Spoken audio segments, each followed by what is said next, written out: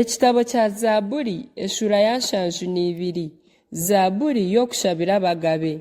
Zaaburi ya Sulemaani.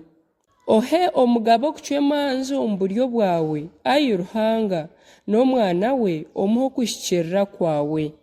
Aryacwera abantu bawe emanzi omu kwishikirira, n'abooro bawe omu buryo. Ebungo n'otubungo biryaleetera abantu obusinge omu kwishikirira. Aryacwera abooro b'omu bantu emanja, ajune abaana b'abakene, kandi acwanyagure ori kubonaabonesa. Baryakutiina obusinge bwona, eizooba n'okwezi bikiriho.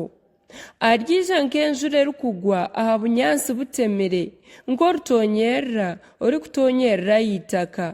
Omu biro bye abahikiriire baryagoogyera, bagira obusinge bwingi okwisi obw'okwezi kuriburira kimwe. Aryategeka okuruga aha nyanja okuhika aha nyanja, n'okuruga aha mugyera omukuru okuhika aha muheru gw'ensi. Abatuura omu ihamba baryamwinamira, n'abazigu be baryarigasa omu cuucu. Abagabe ba Tarushishi n'ab'omu birwa baryamutwijera, n'abagabe ba Sheba na Seba baryamuleetera ebiconco.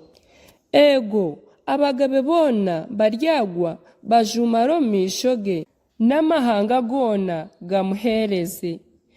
Ahakuba ryajuna omukene kwali mutakira, n'omworo tiine kihwera. Aryasaasira abooro n'abakene, kandi amagara g'enshoberwa gajune. Aryacungura amagara gaabo agihe omu kubonaabonesibwa n'omwaga, kandi eshagama yaabo eryamubeereyo obuguzi bwingi. Aryagumaho kandi baryamuleetera ezaabu ya Sheba, n'abantu baryaguma nibamushabira, bamushabira omugisha izooba ryona. Haryabaho omweru mwingi omu nsi, emyaka eryakondakonda omu Misiri omu bibungo, ng'ebiti bya Lebanoni. N'abantu b'omu rurembo baryaba nk'obunyansi bw'omwishwa obulabize.